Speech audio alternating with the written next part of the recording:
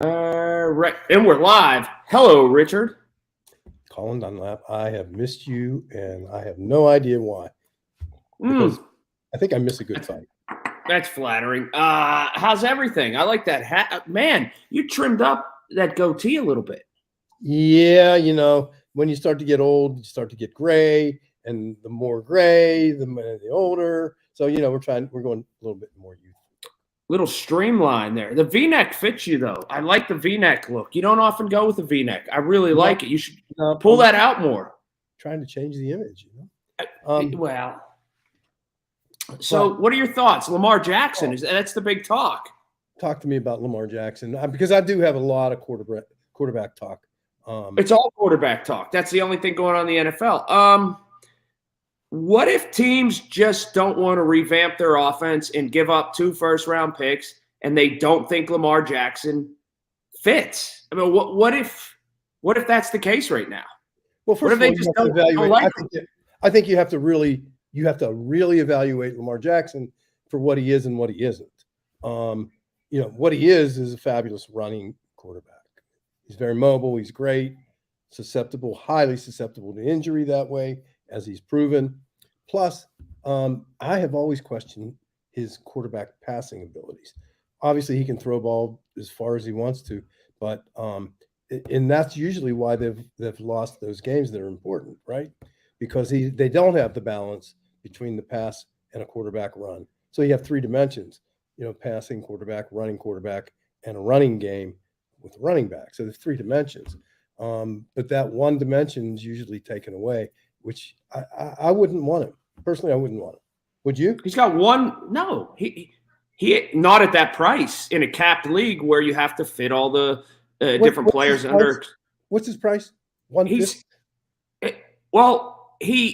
of all, Deshaun Jackson's $240 million.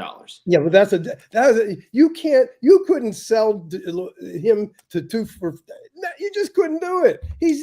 I wouldn't take him at any number, but that's me. Anyway, he wants that guaranteed. He's not going to get that. He was offered $150, right, in the past. Didn't get that. He's not going to get it. No, but he had an opportunity, Colin. He had an opportunity, but he wanted to be the hot shot. He wanted to say, I represent myself. This is what I'm worth, and I'm not signing. And why would you ever, in the NFL, put yourself out without a contract? Injuries happen every week. Why would you put yourself out like that? If he were representing himself as an agent, I'd fire him. I agree with you. His family represents him. It's a ludicrous situation. Yeah, it's ridiculous. I wouldn't represent myself paying my own light bill, let alone getting a contract worth millions and millions of dollars. That's number one. Number two, he's won one playoff game. The other thing too, the last 2 seasons he's not finished, so he has been susceptible to injury.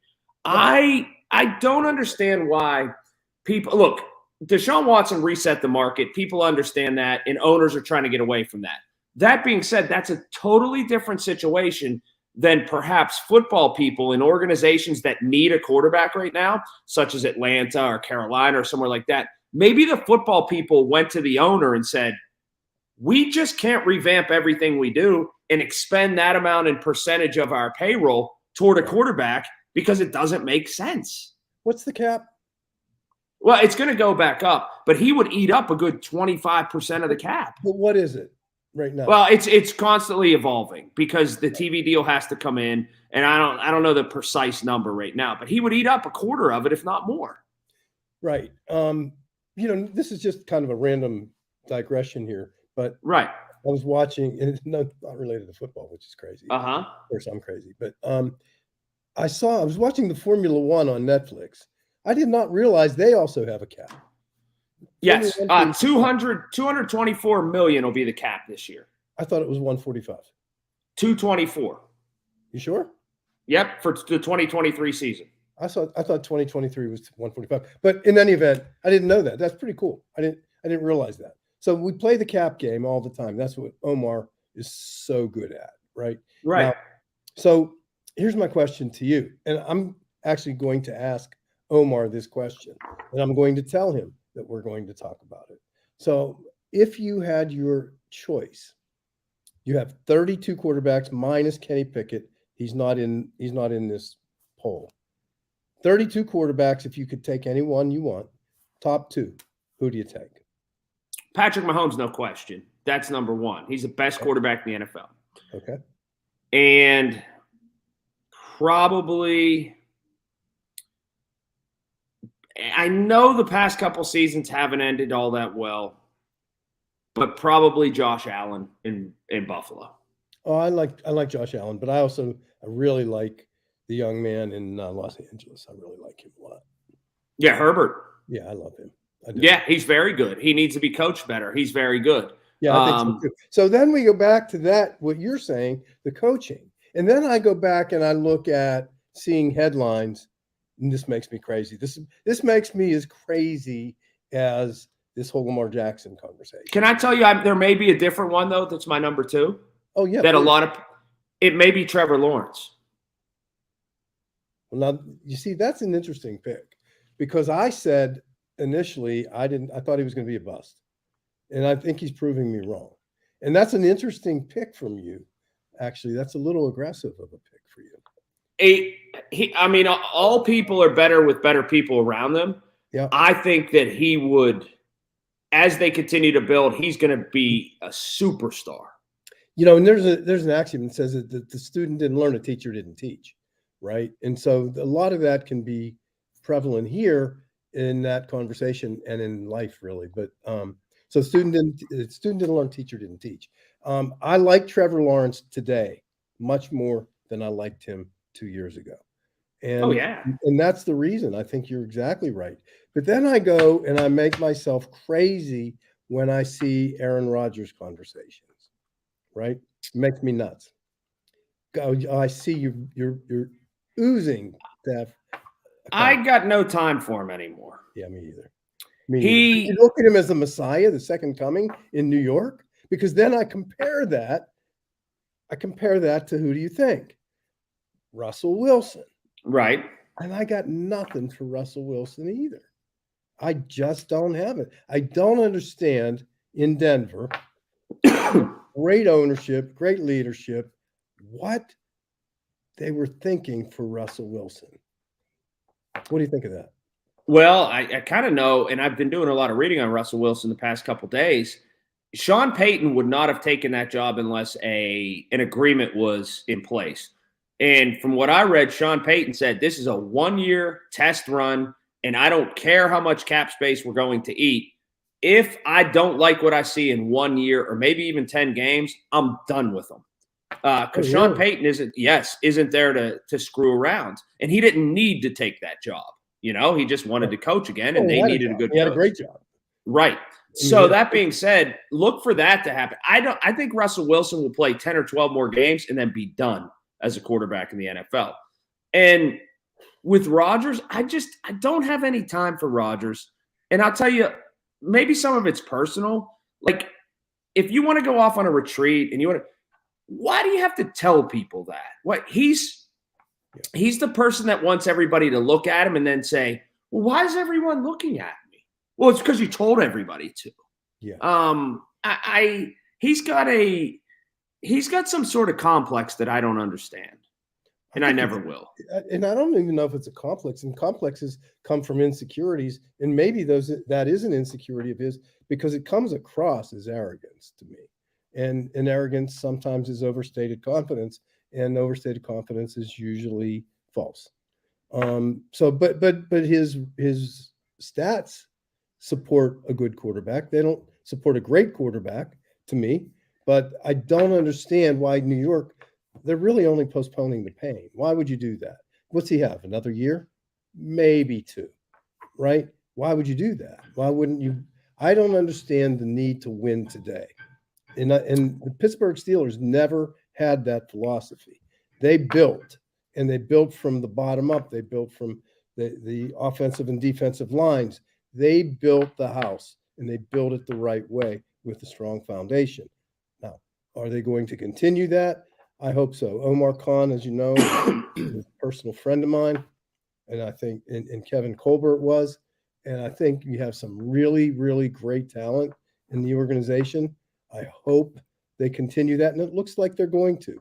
So, but that's the, when I come back to Aaron Rodgers and Russell Wilson, they're anomalies to me. I don't get it.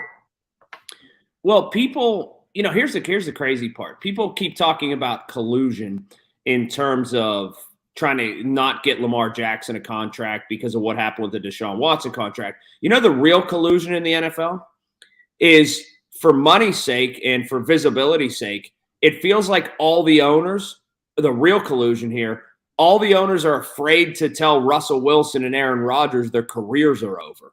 That's the real collusion in the NFL, that they just keep milking those cows for the money and eyeballs on them, whenever the real truth is those two guys need to step aside, and you need to let people who are younger and better talents into their jobs. Yeah. That's how I feel. Well, that's how I feel too. And I just, and I knew, it's funny because I went to the airport. I saw when Denver played us. When did they play us this year? A little later on in the year. It was, I don't know, maybe November. And I went to the airport, and Russell Wilson was injured at the time for that game, right? And I went to the airport and at Atlantic Aviation, and I saw this really cool plane. And then I saw number 3 on the tail, and I knew it was Russell Wilson's plane. So he has a big plane. Oh, so, yeah. But anyway, that's just a little anecdote. But I'm not a fan. I'm not a fan of Russell. I'm not a fan of Aaron, I think. And you talk about Ben Roethlisberger all you want. I mean, he was solid. He was solid. He answered the bell all the time. He answered the bell. He won.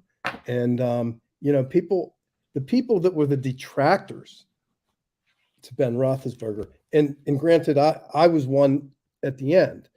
I didn't cast aspersions on his past 16 years, but I was saying, okay, it might be time, right? And so I thought Ben played at least a year too long. So that's what I agree with you, but I don't think he was ever going to seek employment with another organization. Never. I don't believe that either, ever. And so that to me separates, and that's where I was going with this. That separates Ben Roethlisberger as a value to the organization. That is a franchise quarterback, right? I'm in total agreement with you. No matter how much he may have, hinted at things or kind of sulked some, and I don't think he ever would have ever ruined his legacy by going and doing something for 1 year somewhere else. That's 100%. Ever. And that comes from character, right? And remember, what's integrity? It's determined by the character is determined by the integrity of your choices, right?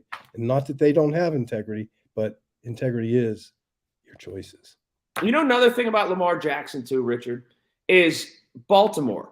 He's going to end up getting a long-term deal out of Baltimore. It probably won't be for the money that he wants, but I think so many forget that Baltimore might be a little bit hesitant to give him the long deal because they made a mistake with Flacco by giving Flacco $120 million.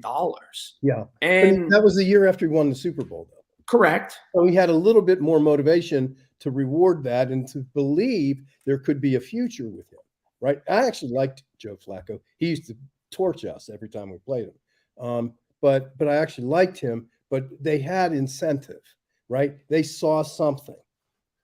This guy's only won one playoff game, as you pointed out. Lamar Jackson, and to me, the very biggest issue to me, he didn't finish the season last two years. Right. That's it. That's the whole deal. I am not going to invest $150 million in somebody who for 2 years hasn't finished the season. Why would I do that? I mean, the games that you need to win of consequence are played after Thanksgiving. 100%. And if you're not playing in them, you can't win them. It's so simple to me that I don't even know why this is an issue, let alone the biggest story in our sports country right now. Yeah. Is it bigger than Aaron Rodgers? Probably. It probably is. Woody Johnson, to me, is like, I think, New York has been so starved for success at any level. Their choices have been horrible. Zach Wilson, I mean, come on. When I knew Zach Wilson was going to fizzle out? when he was arrogantly cocky about having an affair with his mother's best friend. Right. I mean, you go back to that said to me, this guy, I can dismiss him. You go back to Chad Pennington. You go back to all these just different choices that ownership group has made. Whenever they refused to contractually enter into agreement with Darrelle Revis, and they were messing around with that. It's just they can't get out of their own way.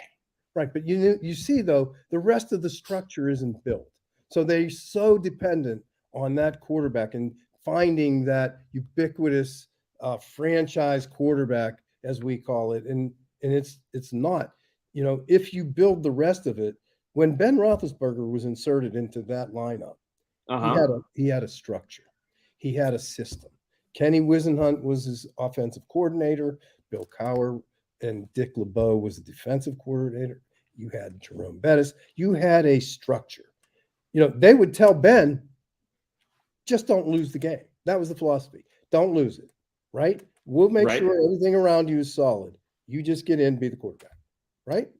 Right. And another thing that is a gigantic oversight, I think, by a lot of people that are thinking about Rodgers to the Jets is this. He would be going from the NFL's smallest media market. I mean, Green Bay is like Erie to the biggest media market. And they are going to cut him. They're going to cut him no breaks in New York. The first time he throws 3 interceptions, they are going to chop him up. Yeah. And you know, here's the thing. He's going to go to the biggest media market out of the 32 NFL teams, the largest. Why do you think he wants to go there? That's why he wants to go there.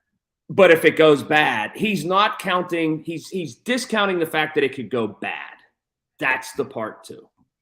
You know, they are waiting for his missteps. Again, I wouldn't. The risk value equation there to me doesn't balance out. So. Should the Steelers draft a tackle, by the way? Hell yes. I mean, I don't even know why we agree on too much. I don't even know why it's a discussion to think about any other position. We need conflict. Would you draft Joey Porter if he was there? Oh, you know, so here's that. So I just mentioned Kenny Wisenhunt, right? You know, he's an assistant at Penn State. Kenny Wisenhunt told me last year, this kid is the real deal. And when Kenny says that to me, yes, I would absolutely 100% draft him that way. I mean, he's a thoroughbred. It's in his blood. Winning is in his blood. He's got the temperament, which is a little fiery. But when Ken Wisenhunt said to me, Joey Porter is the real deal, Richard. That was a year ago. Yes, I would. Would you?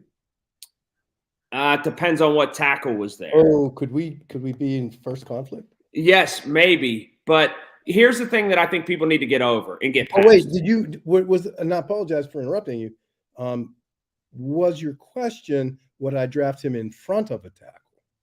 Yeah, if he was the best available player, I'd take him. Well, and that's how Chuck Noll built his team. Right. He always drafted regardless of need, right? That takes discipline. Regardless of need, to draft the best available player that can help your team. That's what Chuck Noll.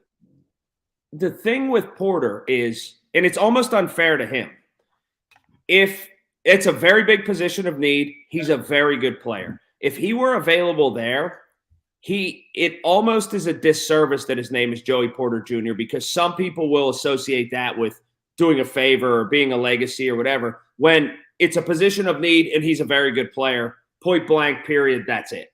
What would you draft him as? Would you draft him as a corner? No, yeah, he's a corner. He's a decade, if not more, long. We haven't had a shutdown corner for a long time, but couldn't you also throw him over to Minka's position at some point? No, I think he'd stay at a corner. He's like Ike Taylor. He's that kind of player. Well, you can't talk to me about Ike Taylor. I wasn't fond of him either. Maybe even better, right away. I think Ike Taylor's a pretty good player, but I think that Joey Porter Jr. will probably be better. He gets people on the ground. He's able to play the ball some, and he covers people, so they don't really throw his way. But I would take him if he was there. Ike Taylor has cement hands. He couldn't catch a ball. Yeah, you're right about that. But I think he was a very good cover guy. I don't know. Anyway, so I beg to differ, but I guess we're done. We don't have anything to fight about. No, one thing to fight about. There is one. Go ahead. if Tom Brady was offered an ownership stake in the Miami Dolphins, do you think he'd come out of retirement? There isn't a Tom Brady conversation that you can have with me that will end on a positive note. I think he destroyed. You talk about his legacy. Yeah. I think he destroyed his legacy. I really do. And there isn't a good part of Tom Brady that I can have a positive conversation about. By going to Tampa and his marriage and everything else? No, everything. It's his whole demeanor, the way he's handled his life, the way he's handled his personal life, the way he's handled his life. You know, we know, first of all, we know he's full of shit because, you know, it wasn't about playing football one more year, clearly, which is why his marriage ended, they said, because 6 months later, he retired anyway. And, you know, he had the job, the broadcast job that's offered. And I'm not even sure, is it still offered?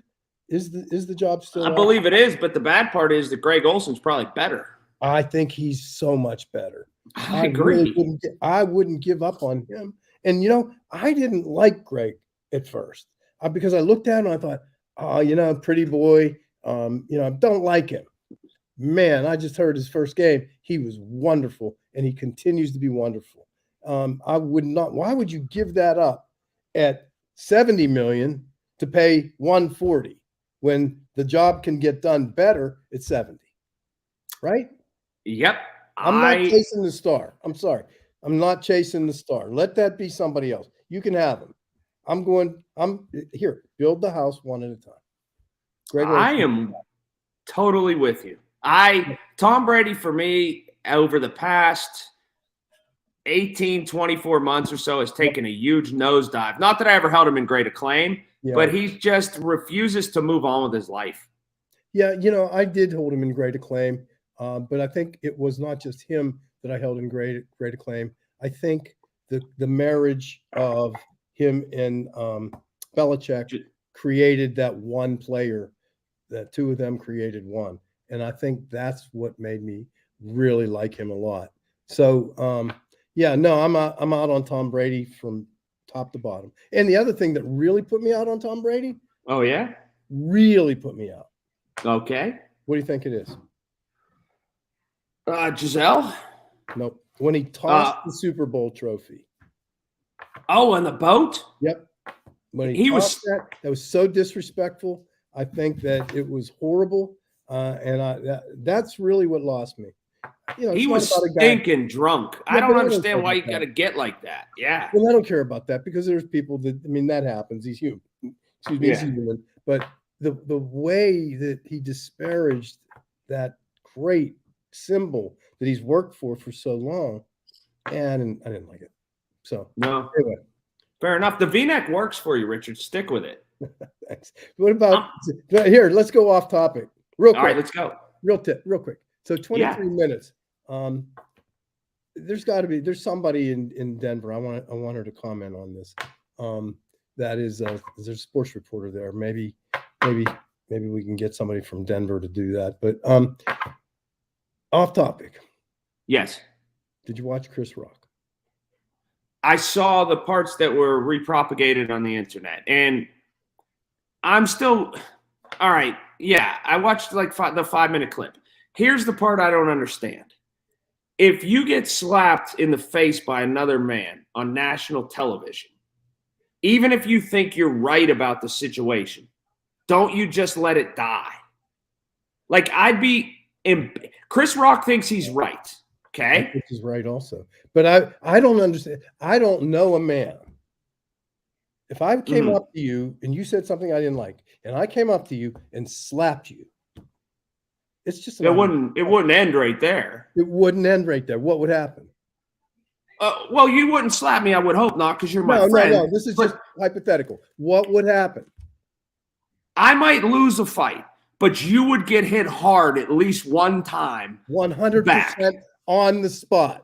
Yes, sir. That's an automatic response. Yes. Automatic. I don't care if you're 4 feet. I might lose. I might lose, but I would find out. I would find out what you were all about. Oh, this is great. But what you lose by not responding is your integrity. I couldn't imagine somebody slapping me and not responding immediately. won. I mean, on that Oscar stage, Oh, I may have lost, but I would have found out what Will Smith was all about. I would not have just taken a smack, and not even a punch, a slap, which is even more emasculating. It's so emasculating. Great word. So emasculating. Anyway, that's what I wanted to know. But I thought the Chris Rock special, I thought he was funny in some areas. In some areas, I think he creates more. I think he creates more. Can I say the word? I think in some ways he creates more racism than exists. Yeah, I just don't understand the whole situation. I thought it was done. He says things that just blow me away, and I go, "Wait, what? Why would you say that?" But in here, I didn't understand the Elon Musk thing at all.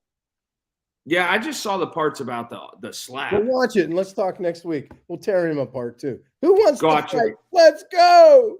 All right, Richard. See you soon. So this is why I said this. It was going to be the Chris Rock ending. Drop the mic. Oh.